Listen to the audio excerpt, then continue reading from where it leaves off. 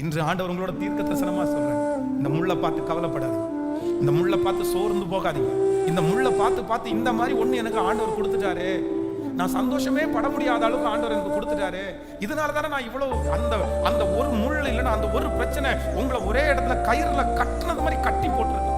அந்த ஃபர்ஸ்ட் எதையுமே என்னால் செய்யவே முடியல, நான் எதுவுமே செய்யலை. என் பிள்ளை இப்படி மாறினதுக்கு அப்புறம் எல்லாத்தையும் நான் விட்டுட்டேன், என் பொண்ணு இப்படி இருந்ததுக்கு அப்புறம் எல்லாத்தையும் நான் விட்டுட்டேன், இந்த விஷயம் வந்ததுக்கு அப்புறம் எல்லாத்தையும் நான் விட்டுட்டேன், நான் எதையுமே நான் செய்யவே இல்லை. என்னோட ஆண்டவர் பேசுறேன்.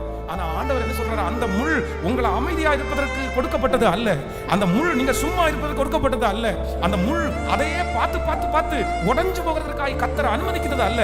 கர்த்தர் சொல்லுகிறார், அந்த முள் இருக்கட்டும், அது ஒன்றும் உன்னை செய்யாது, அதற்கு மாறாக நீ எழும்பு, நீ கர்த்தருக்காக நில், நீ சாட்சியாய் நில், நீ ஓடு. கர்த்தர் சொல்கிறார், உங்களை கொண்டு செய்ய நினைத்ததை கர்த்தர் செய்ய துடிக்கிறார், கர்த்தர் செய்ய விரும்புகிறார். அதை ஒருவராலும் தடுத்து நிறுத்த முடியாது, அதை ஒருவராலும் தடுத்து நிறுத்த முடியாது. அது ஒருவரும் உங்களுக்கு எதிர்த்து இருக்க முடியாது, அது ஒன்றும் செய்யாது, அது ஒன்றும் செய்யாது.